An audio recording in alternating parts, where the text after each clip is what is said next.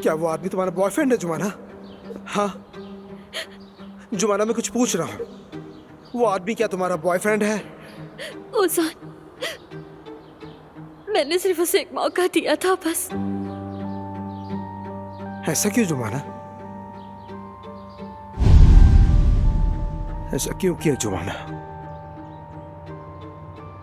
आखिर क्यों किया ऐसा? हाँ, ये सब क्यों किया तुमने? क्यों?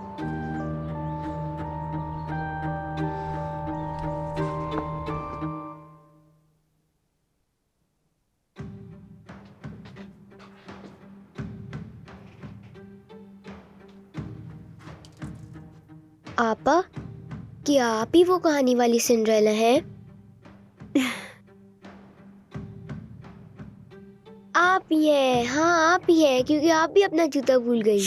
मेरी जान, ऐसे शोर मत मचाओ। देखो फातिमा आपा जाग जाएंगी, ठीक है? ठीक है, हम दोनों के दरमियान ये राज है, हम किसी को नहीं बताएंगे। ओह मेरी जान,